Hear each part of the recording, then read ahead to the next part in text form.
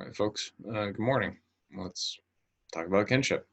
So, this is going to be part one of two from a videos, a module dealing with family, kinship, and marriage out of Hendry. And I want to start today, we're going to deal with the first part of the chapter, one focusing on kinship. Now, when you're going through this chapter, understand that the first, from page 237 to about 242, so 6 pages, pretty healthy chunk. Henry is basically laying out the difficulties in dealing with the subject of family and kinship and marriage. And with any anthropological subject, there's a big emphasis on doing cross-cultural research and seeing how different communities deal with the same sort of question. And in this case, it's how are families constructed? And Hendry is, in that first bit, trying to explain, okay, this is a very complex subject, which they usually all are, because many cultures around the world do things very differently. But she's also laying out how this is increasingly more complex as you look at the modern world. And so one of the things she's pointing out is that, with in like Western society, traditional ideas of what constituted a family are in flux. You get things like the increased frequency of same-sex marriage, challenges notions of what traditional notions of what families are and how they function. Increased understanding in like single-parent households as common and viable family arrangements is also relatively new within Western society.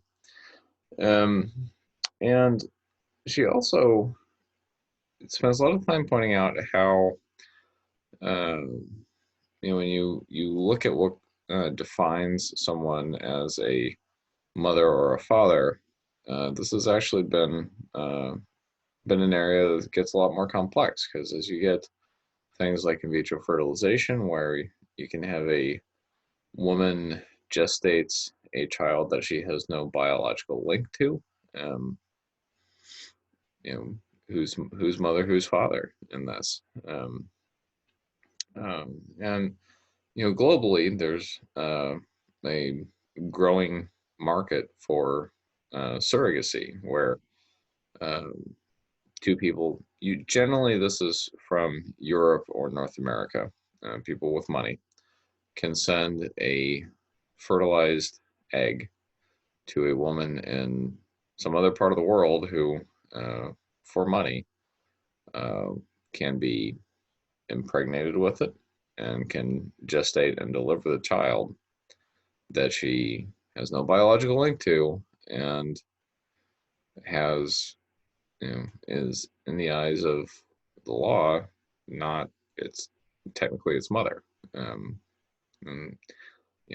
so conceptually, this creates sort of issues of, whose mother in this arrangement. Is it the woman who gave the egg? Is a woman who gestated the child and gave birth to it? And also there's some significant ethical and moral issues raised by this, and that if you have money to hire a surrogate, is it fair that you are putting someone else into a fairly substantial health risk for so you can avoid it? There are, these are some really big and significant challenges that she doesn't really have an answer for. How do we deal with these things? But what she's doing is she's laying out how involved and increasingly complex and confusing understanding how people's biological and social relationships to one another map out. And you're going to get a couple of, sort of key terms in this. Nuclear family, I'm sure you've seen before.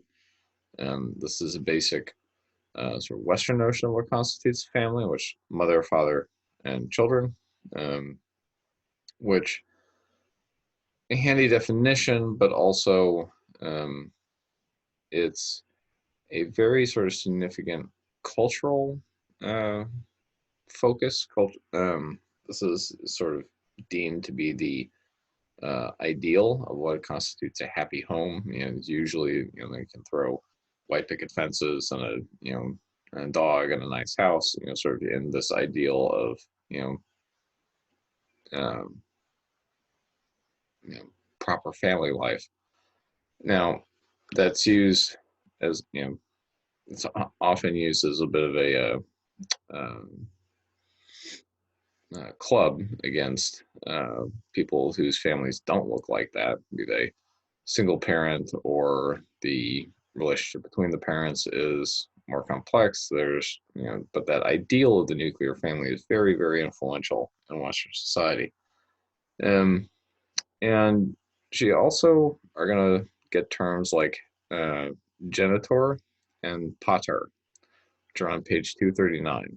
And so the genitor and pater terms relate to the male contribution to the family, particularly to the next generation. So the genitor is the guy who provides the genetic material to make a child. Um, Biological father would be sort of another parallel term for that. And then pater is the social role of primary male to child. So this would be um, the person who just socially fulfills the role of a father in a nuclear family. Now, in a lot of nuclear families where you have both parents present, you're going to have both the genitor and pater roles are going to be fulfilled by the same guy. Totally, totally common thing. Um, the um, you know, with the rise in surrogacy, you actually can have a split between the female equivalents to this, which would be mater for pater and genetrix for genitor. This is the, I guess, Latin uh, gender-specific names. You get genetrix and genitor, female and male, and then mater and pater for um, the social role. Okay. So also she's got a little section in there giving you a window on same-sex parentage. Never seen that before. Um, give a little read. Okay, and then she gets into really the meat of the first section, which drops in about page 242 when we get into kinship. And she she sort of leads into this by saying that this is something that anthropologists have really struggled with over the past century and change. Because in part, when the early anthropologists were trying to describe kinship, they were basing it on um, sort of Western ideals of relationships that run through bloodlines. And a lot of the early definitions of this really didn't give much leeway and attention to social connections as well and how those played into help constitute families.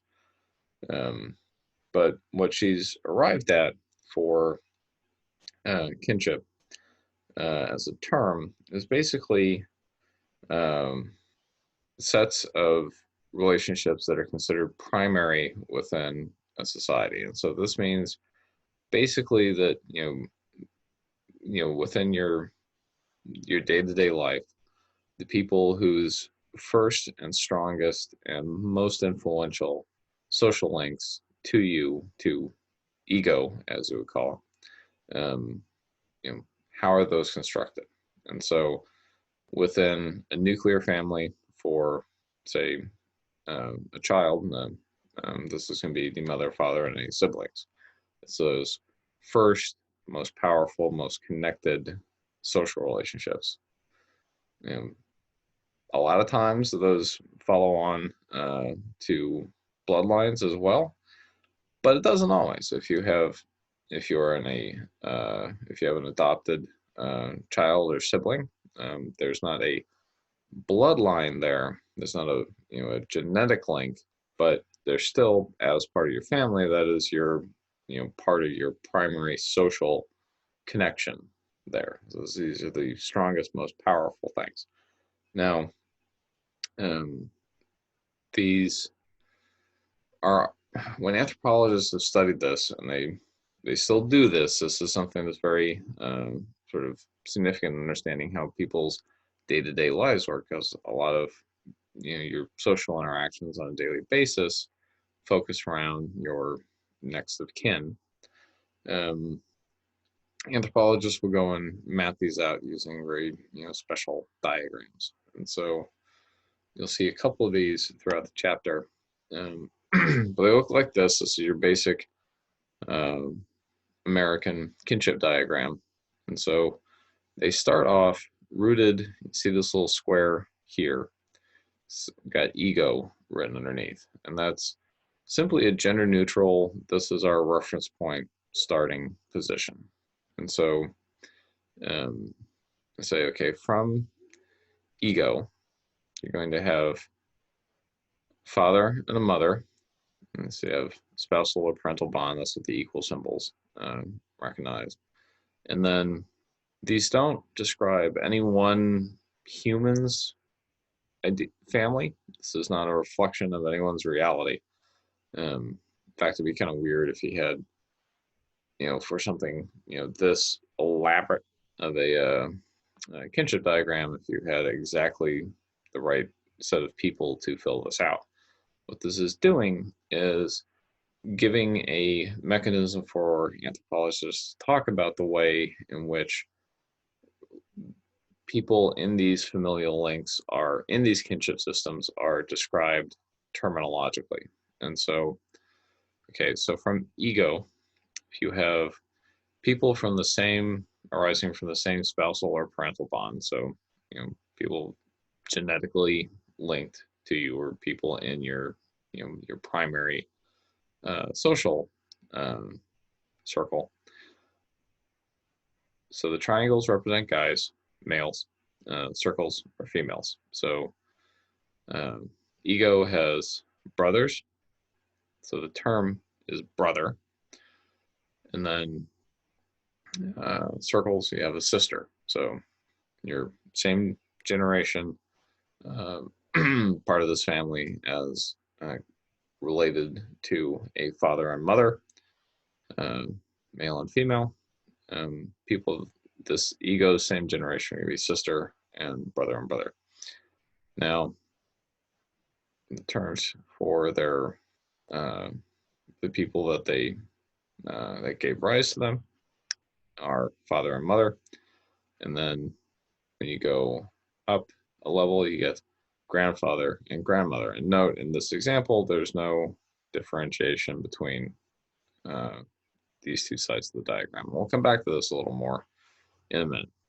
Basically, all these diagrams do is give a way of mapping out the terms that people use to describe people linked to them in these sort of larger networks. Now, the significant thing about this is that the terms reflect the cultural ideas of uh, connectivity and familial links, and so this gives us a really good window onto how people understand how other people in their community relate to them. And so, this is a fairly standard dominant American culture diagram. You can compare that to these um, other systems. And I know this is like just an absolute blur of stuff on here, but there are some subtle differences in these. So let's talk about these. So Um, so Hawaiian kinship system. This is native Hawaiian traditional style. So we've got ego here. We've got sister and brother, mother, father, like you see in the previous one. But then when you look wider than that, so the father's sibling, male sibling, is also called father. Female sibling, also called mother. Mother's siblings are also called by those same terms. So ego in this Hawaiian system uses the same term to describe both his pater slash genitor, and then genitor, and then the pater terms apply to both the genitor's siblings and the mother's, the genitrix's siblings as well. So there's not a differentiation. There's no aunt or uncle represented as terms here, or their equivalents. And then what in the previous diagram would have been cousins are simply using the sister and brother terms. So this is a very different family construction. Go to Sudanese system here. So we got ego, sister, brother, mother, father. They're their equivalents, and whatever. They're going to have several different languages and dialects that use these terms. So they're going to be a little different, but you got one set of terms to describe these, and then you have differentiation between you got father, father's brother, and father's sister, and then different terms used for mother's sister and mother's brother. And I've got something yeah. And then you've got other sets of terms for the cousin, for the children of the father's brother and the children of the father's sister. So these, you see, these are marked by different colors. These are representing different terms being used. And within these, you have the same, there's not a gender difference represented either. So it's a little different. And you're not going to be quizzed on these. This slide is basically here to sort of show you some of the variety that's out there. Eskimo style. You got ego, sister, brother, mother, father. You've got uncle, aunt, and uncle and aunt on both sides, with cousins not all they use the same term of cousin for cousin, no gender separation. So this is gonna look a lot like that American kinship style. And you go up to the Iroquois, and you've got mother, father, sister, brother, and then the father's brother shares the same term, father, and then sister, brother, also represented here. And on the mother's side, the mother's sister, same term as mother, and sister, brother used for her children. Now, the significant thing here is that you've got, definitely keep that, sorry. It's the children of the parents, sibling of the same sex, share these sister, brother terms. So the so your mother's brother has a different term that's the uncle term, and the cousins are marked out differently. And then you get the point. There's complexities here. So it gives you a little bit of the variety. It also shows you how these things get classified. And these things get really important to understand, not only how people not only because it gives you a window on how people understand their family relations, but also from one generation to the next, these connections help with defining responsibilities and inheritance from uh, between people, right? And this really centers into um, a couple. We call these lineages when you have these, families that from one generation to the next understand um, both that um, parent-child relationships, and also then say with the Hawaiian system, all these people are considered brothers and sisters. They're connected in these sort of family networks that from one generation to the next will involve um, duties and obligations and also inheritance.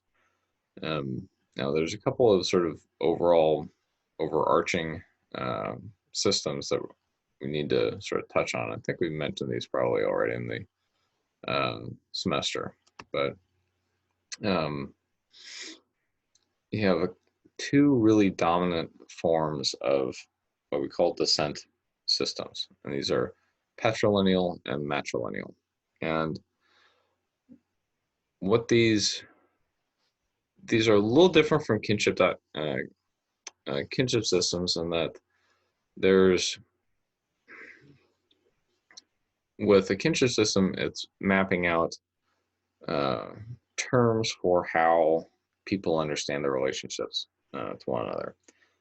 Patrilineal and matrilineal uh, systems and bilineal, we'll talk about those as well.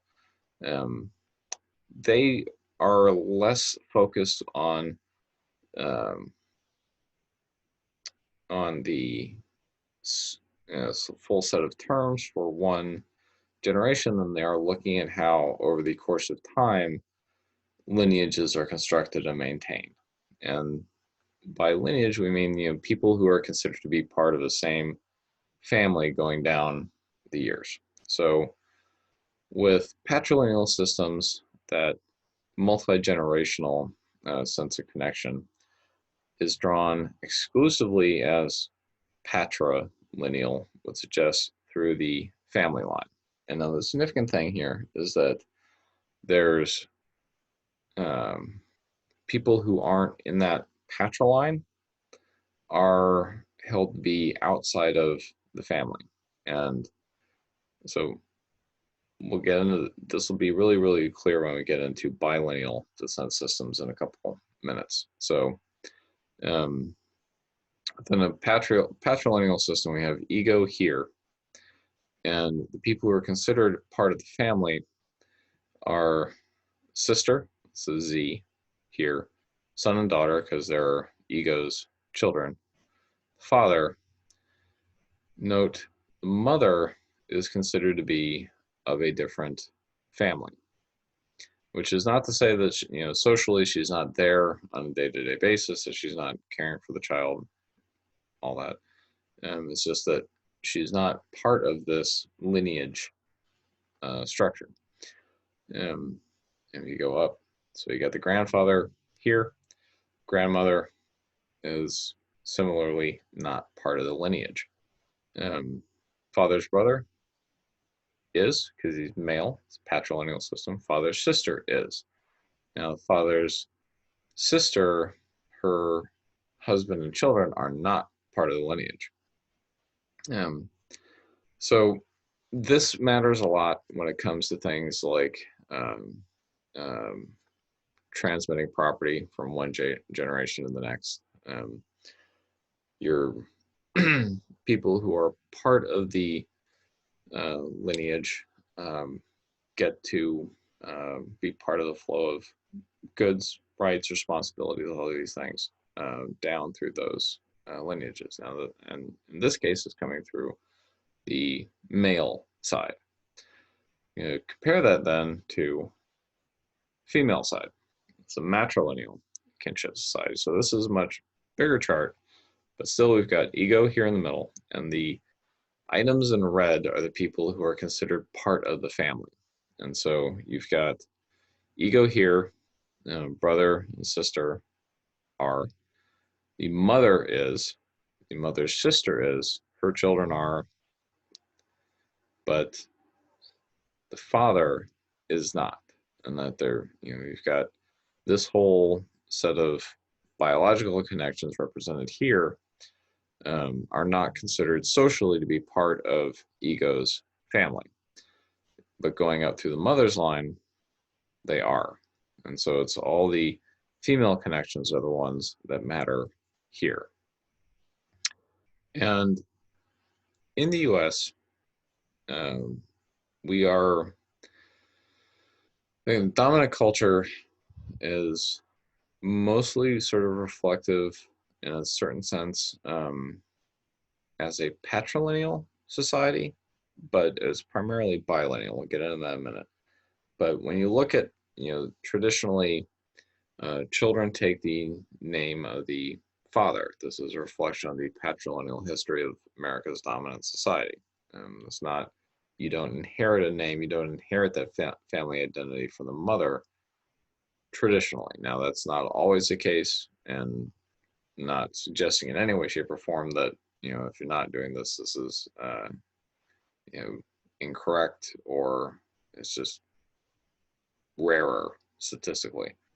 And with Western European systems, which are predominantly historically patrilineal, you have some really significant impacts of this or connections to this. One of which is a little system which Henry mentions. It's called primogeniture. It's early morning. My typing fingers are not working out too well. And primogeniture is something that historically Europeans have embraced, particularly the English, and Henry's English, and so she makes sort of a big point about this. And this is a inheritance rule wherein the eldest son inherits the wealth. So particularly you'll find this in, say, European nobility, where the eldest son is typically the one who gets titles handed to them first. Sometimes eldest child, but oftentimes they really focus on eldest son.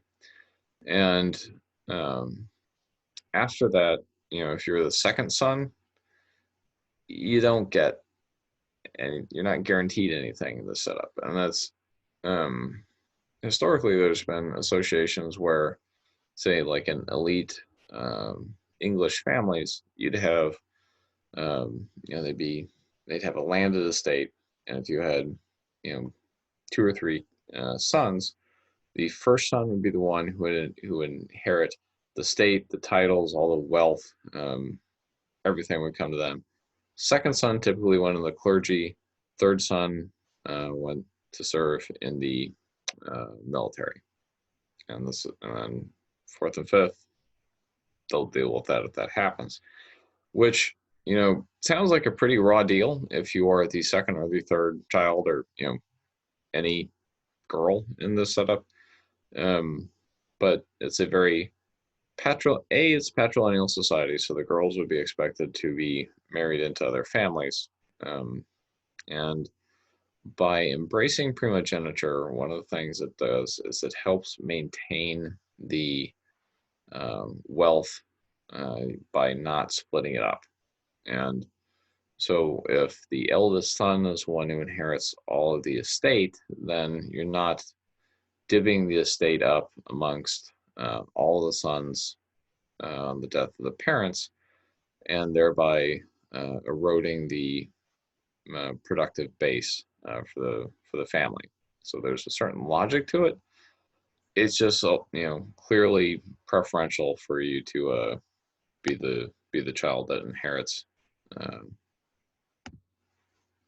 the stuff. Okay. Now,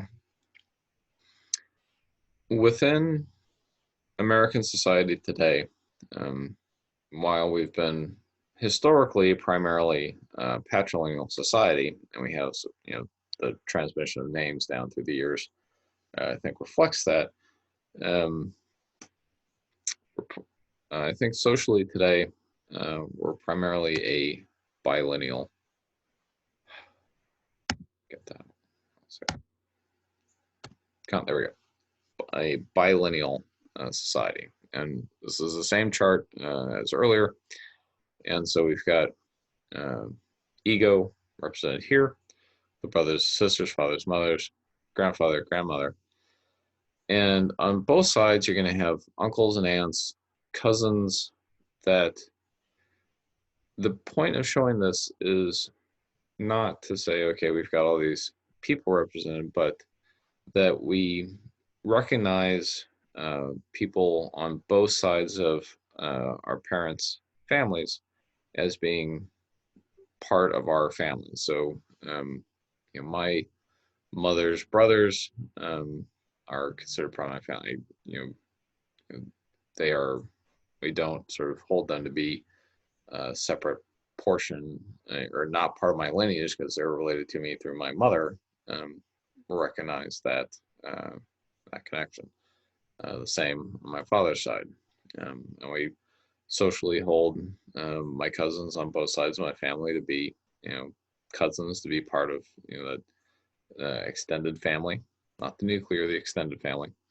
And yeah, there's recognize those links. And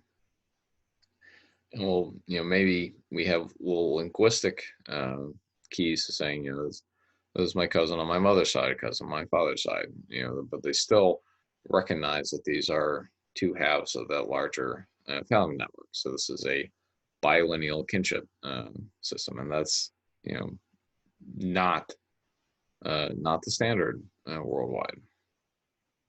Now, percentage wise, in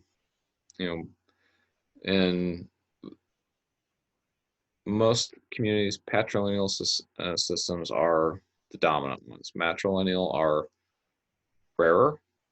Bilineal systems dominate in sort of Western Europe and North America, but outside of that are less common, frankly. All right, so sure we hit the high points here. There are a couple other terms in Henry's book that, things like cross cousins and parallel cousins. Pay mind to those. But we're going to wind up with that, and we'll come back in the next video and talk about marriage. And that will then be the last little module that we're going to do before next test. I'll have a little video talking about what I expect in the tests. Okay, cool. All right. Stay safe, stay healthy. I'll see you next time.